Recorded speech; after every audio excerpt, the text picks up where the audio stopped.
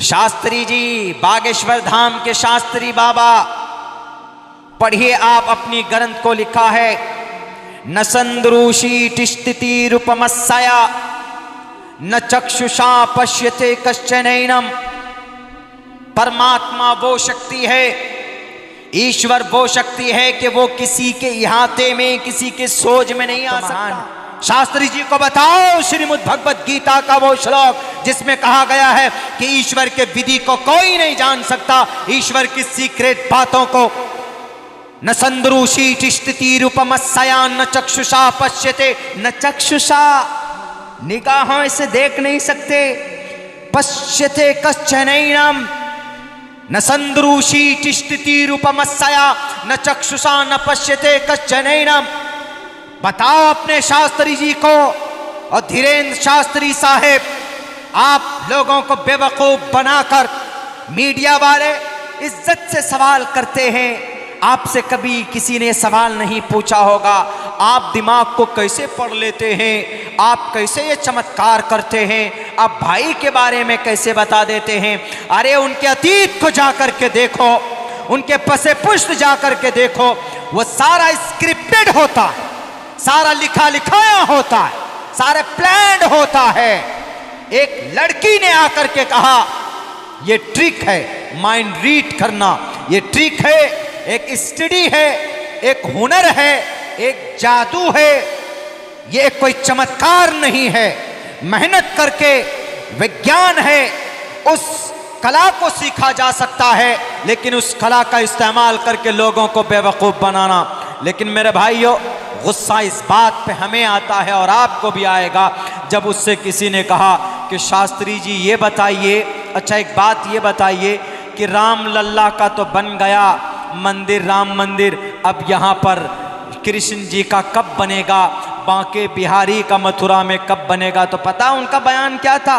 उनका बयान ये था कि हम सुनो, सुभाष चंद्र बोस ने कहा था कि तुम हमें खून दो, हम तुमको देश की आज़ादी देंगे।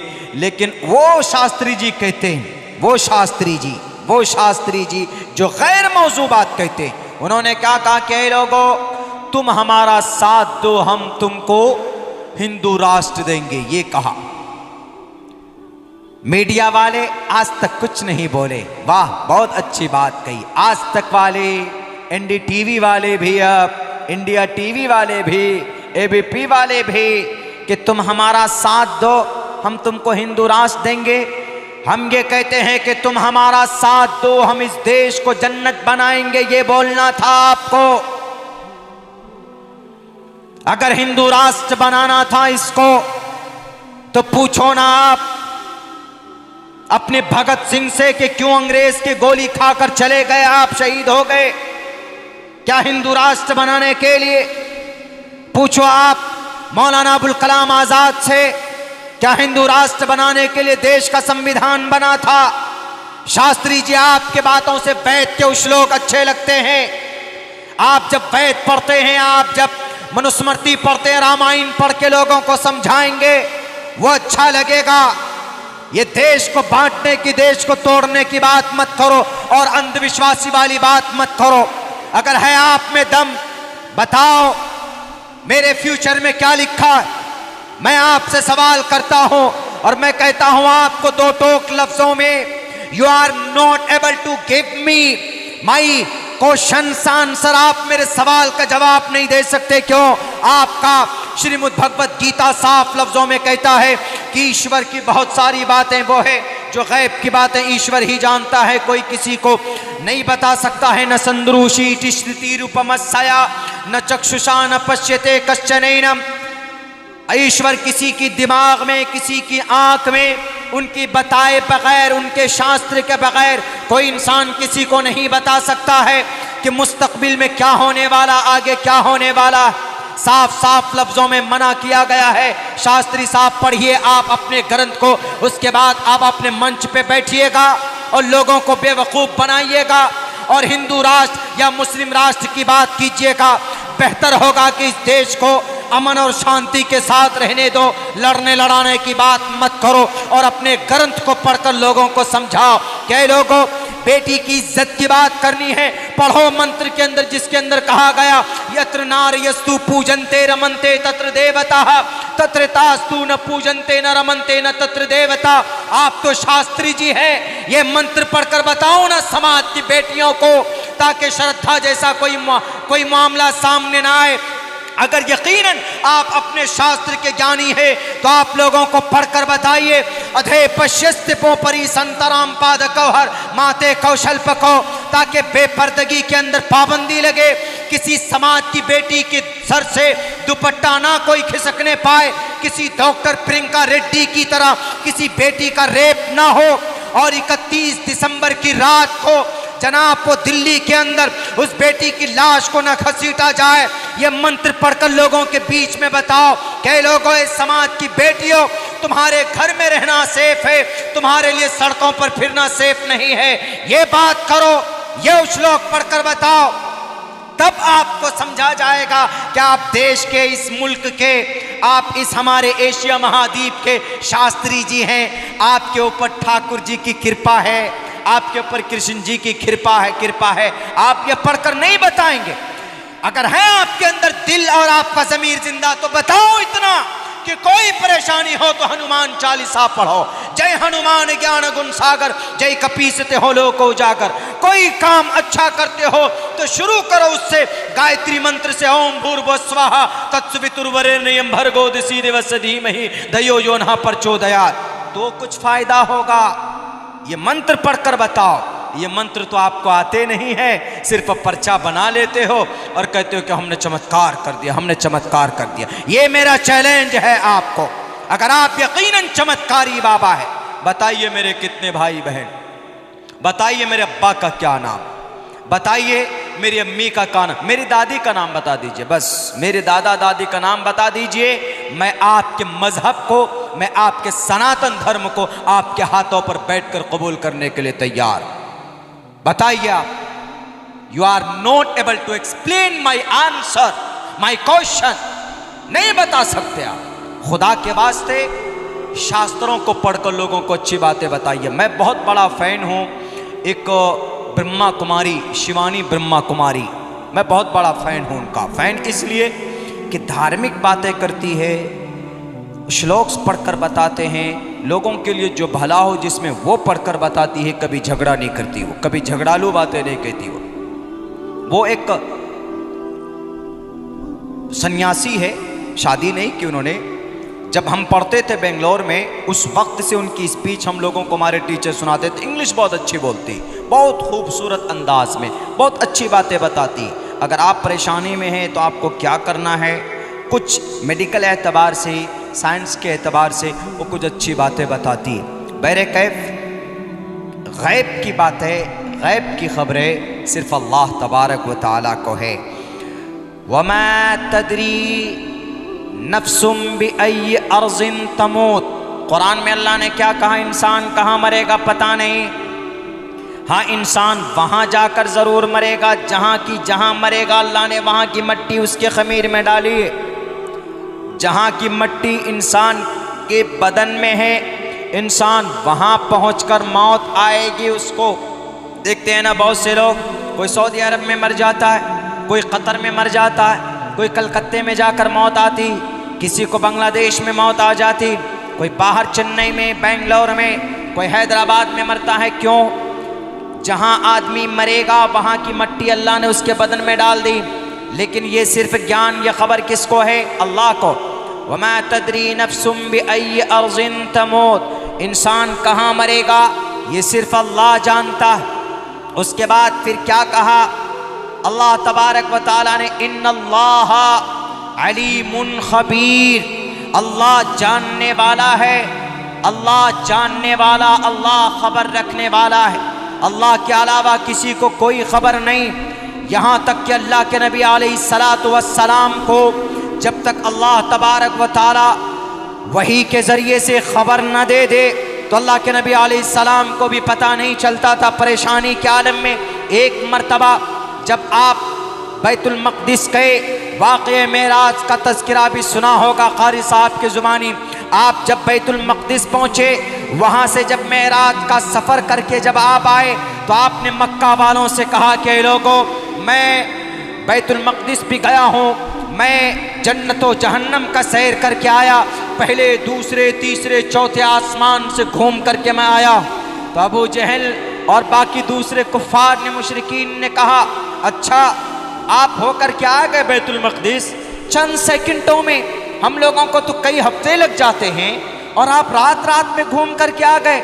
अच्छा एक काम कीजिए, बताइए तो बैतुल मक़दिस में कितनी खिड़कियां हैं, कितने दरवाजे हैं?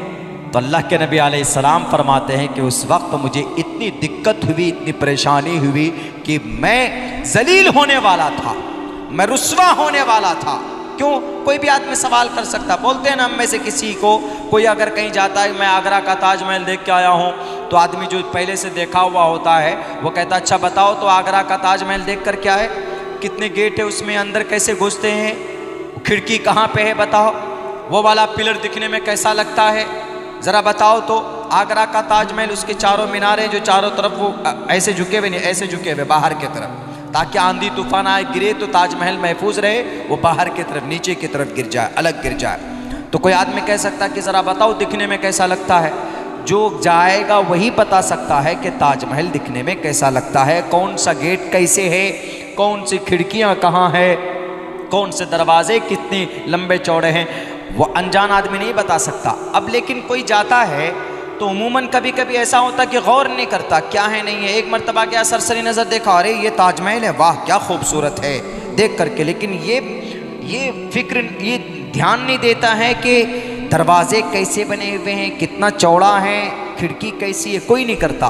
तो अल्लाह के नबी अलैहिस्सलाम ने जब सवाल किया, कुफ़ार मक्का ने, मुशरिकीन ने, अबू जहल ने और अबू लहब ने भी, अल्लाह के नबी आप घूम करके आए ना, ज़रा बताइए तो बैतुल मक़दिस में मस्जिद अक़सा में दरवाज़े कितने, खिड़कियाँ कितनी? अल्लाह के नबी फरमाते हैं कि मुझे इतनी तकलीफ़, मुझे इतनी परेशानी हुई कि मैं रुस्वा और ज़लील होने वाला था, उससे पहले इतनी तकलीफ़ कभी नहीं हुई।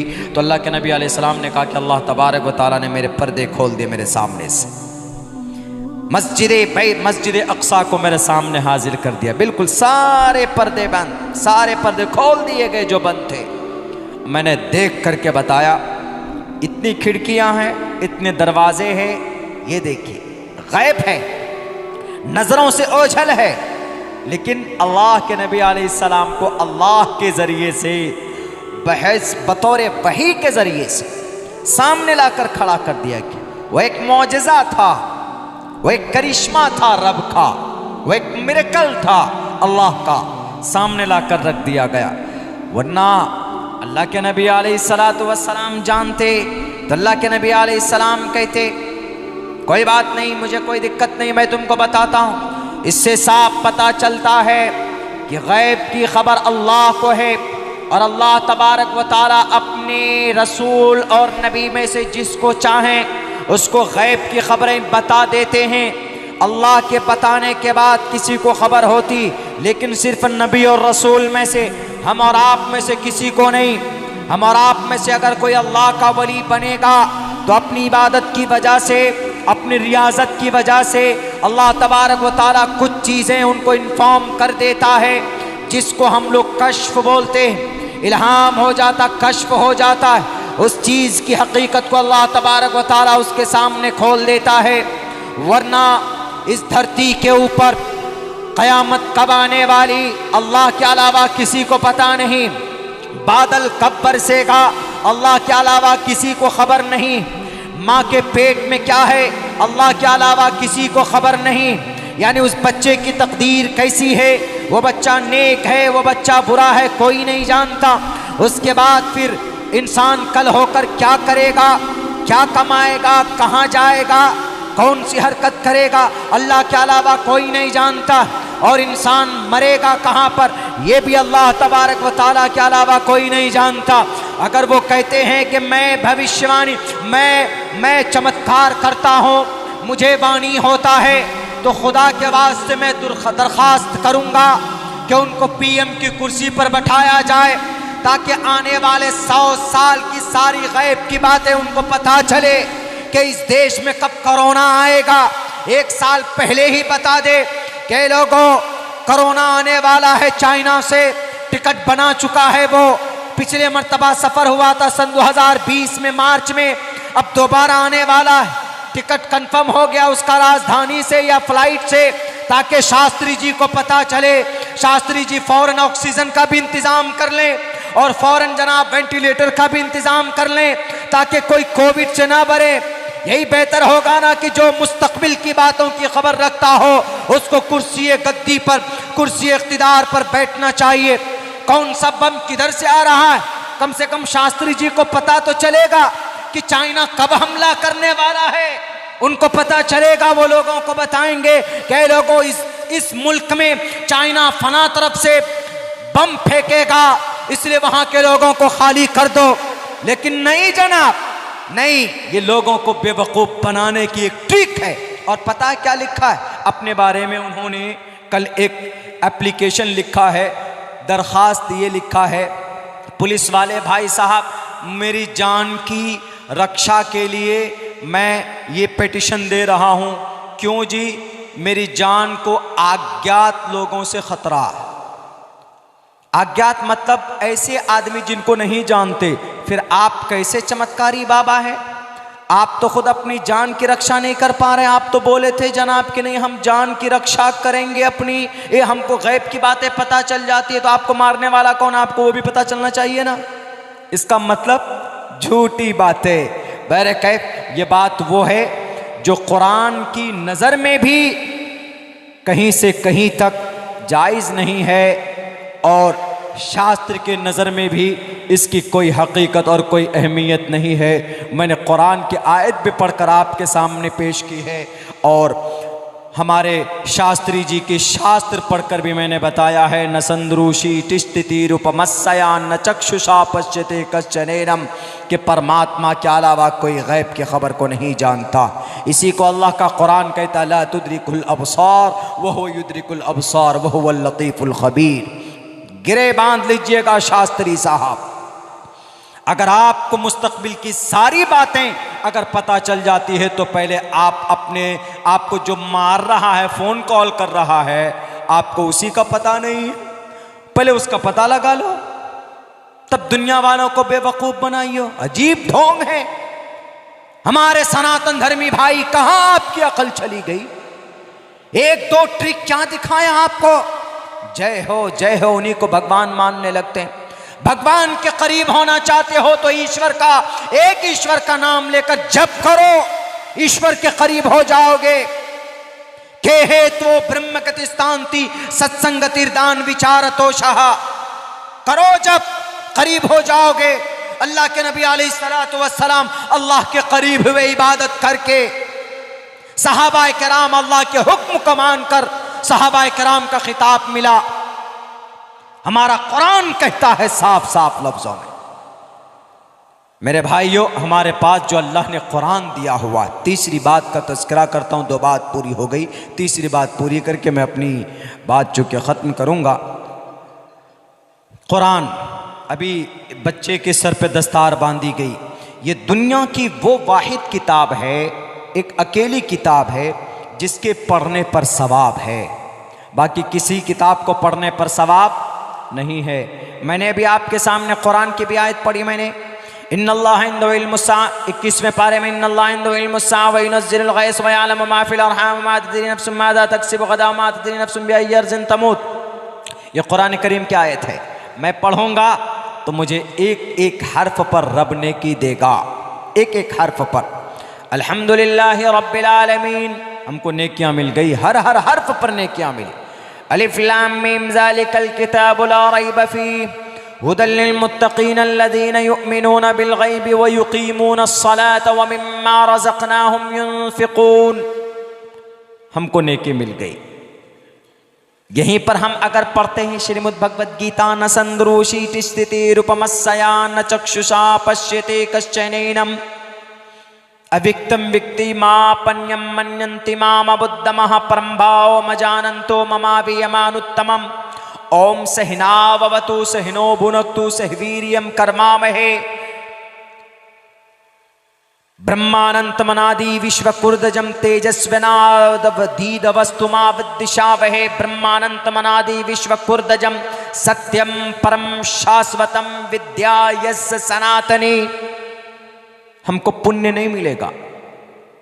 खुद हिंदू भाइयों के अकीदे के मुताबिक अगर हिंदू भाई हनुमान चालीसा पढ़ते हैं, गायत्री मंत्र पढ़ते हैं, तो उनको पढ़ने के बाद जिस मकसद के लिए पढ़ेंगे वो उनका मकसद पूरा हो सकता है उनके अकीदे के मुताबिक। मिसाल के तौर पर किसी इंसान को जिन्नात चढ़ ले, यानी किसी इंसान को भूत आ गया, देहाती लफ्जों में किसी को असर हो गया, बोलते हैं ना कि इस पे जिन्नात सवार है, जिन्नात परेशान किए हुए हैं, या किसी इंसान को कोई तकलीफ है, तो हमारा क्या अकीदा है कि भाई मौलाना साहब के पास लेके चलो। जो आमिल साहब है मौलाना साहब के पास जाएंगे, सर पे हाथ रखेंगे, मौलाना साहब सूरह फातिहा पढ़ेंगे, मुआवज़तैन पढ़ेंगे, आयतुल कुर्सी वगैरह जो भी है पढ़ करके उसको फूंक मारेंगे, फूंक, जिन्नात भाग जाएगा। लेकिन दो फायदा हुआ यहाँ।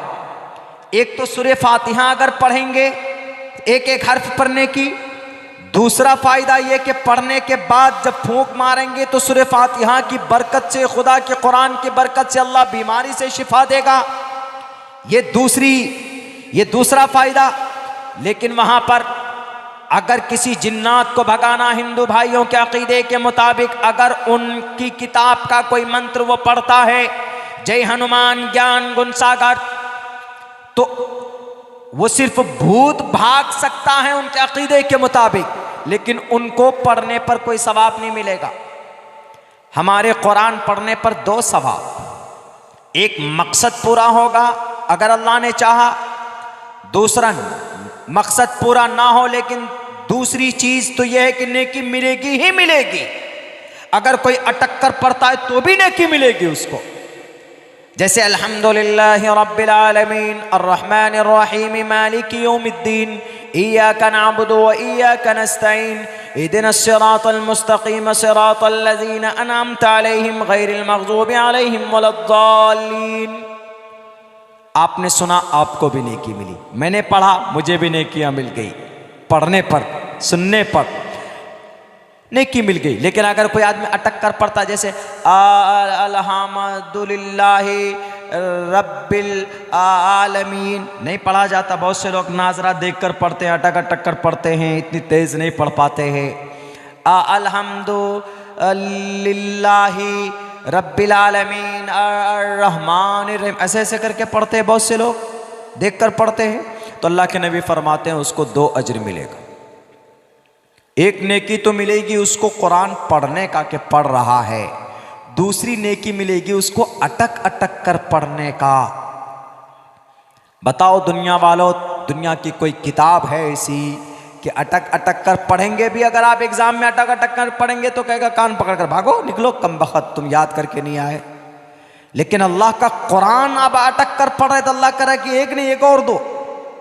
वाह, बताइए है ऐसा निजाम दुनिया में? यह है खुदा का कुरान। मन अरादल इल्मा फल्यतदब्बरिल कुरान, अल्लाह के नबी फरमाते हैं जो इल्म हासिल करना चाहता है वो कुरान में गौर करे। फ़इन्न फ़ीही इल्मल अव्वलीन वल आखरीन, दुनिया के पैदा होने से लेकर दुनिया के खत्म होने तक, दुनिया के खत्म होने के बाद दोबारा जिंदा होने तक, पूरे दोनों जहान का उलूम और फनून अल्लाह ने कुरान में बयान किया। यह है कुरान पढ़ने की बरकत, यह है कुरान पढ़ने की बरकत। हजरत दाऊद अलैहिस्सलाम जब कुरान पढ़ते थे, जानवर भी गौर से सुनते, परिंदे रुक जाते। हजरत दाऊद अलैहिस्सलाम के कुरान की आवाज सुनकर कल क़यामत में भी हश्र के मैदान में दाऊद अलैहिस्सलाम को कहा जाएगा। अल्लाह के नबी जब कुरान करीम की तिलावत करते नमाज में, तो जिन्नात आकर जंगलों से आपके घर के करीब, मस्जिद के करीब ऐसे हाथ बांध कर सुनते कि क्या कलाम है, ये कुरान क्या है। लेकिन शर्त है कि उस जाविये से, उस खूबसूरती के साथ पढ़ा जाए तो कुरान करीम सुनते हुए भी मन लगता। आप 10 बार कुरान पढ़िए, आपका मन कभी नहीं भरेगा कि नहीं मैंने पढ़ लिया है, मेरा मन नहीं कर रहा। एक फिल्म है, हमारे नौजवान देखेंगे 2 मरतबा 3 मरतबा, कहेंगे अरे बहुत बार बार देख लिया इस फिल्म को, मजा नहीं आ रहा है। अभी पठान रिलीज होगा, सारे नौजवान जाएंगे, रिकॉर्ड तोड़ दिया इस फिल्म ने जनाब, बुकिंग हो रही है, लोगों ने सर आसमान सर पर उठा लिया है, पता नहीं क्या हो गया, कौन सी ऐसी चीज आ गई। नौजवान 3-3 4-4 बार देखेंगे इसको। कुछ भी करो, कई सौ करोड़ रुपए जमा बनाने में लगे, लेकिन 2 से 3 मरतबा देखा जाएगा, लोग उठाकर फेंक देंगे। ये सिर्फ खुदा का कुरान है, खुदा का कलाम है। सैकड़ों मरतबा आदमी पढ़ ले, हर मरतबा नया लगता है और हर मरतबा पढ़ने का मन करता है, और खूबसूरती के साथ जब पढ़ा जाए तो सुनने को भी मन करता है।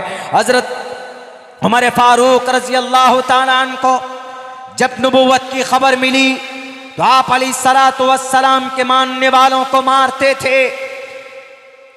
एक उनके घर में बांधी रहती थी कनीजा, आपने इतना मारा उमर फारूक जब ईमान नहीं लाए थे। बड़े ताकतवर पहलवान थे, जरी थे, बहादुर थे। एक रोज अपने घर के, अपने खानदान के कनीज को ईमान लाने के जुर्म में इतना मारा, थक गए। उन्होंने कहा कि आज मैं थक गया हूं, आज सांस लेता हूं, आराम करता हूं, मैं कल तुम्हारा हिसाब लूंगा, मैं कल तुझे बताऊंगा कि तूने मोहम्मद के दीन को क्यों उनके दीन को, मजहब को क्यों अपनाया। आज मैं थक गया हूं, कल मारूंगा। उसके बाद फिर कल होकर फिर कल पीटते, फिर थक जाते, फिर छोड़ देते। लेकिन मेरे भाइयों, उमर फारूक के दिल में जर्रा बराबर भी नरमी और तब्दीली नहीं आई। एक रोज जा रहे थे, उन्होंने सोचा कि आज तो मैं लोगों को मारता हूं जो मोहम्मद के कलीमे को पढ़ता है, जहां से ये कलमा निकलता है जिस मोहम्मद की जुबान से, मैं उसी मोहम्मद का अलियाज़ु बिल्लाह ना तमाम काम तमाम कर दूंगा। हाथ में तलवार लेते हैं, चलते हैं मोहम्मदुर रसूलुल्लाह को खत्म करने के लिए। एक शख्स कहता है कि मोहम्मद कहाँ जा, ए उमर कहाँ जा रहे हो? उन्होंने कहता है कि मैं मोहम्मद का खात्मा करने चला हो।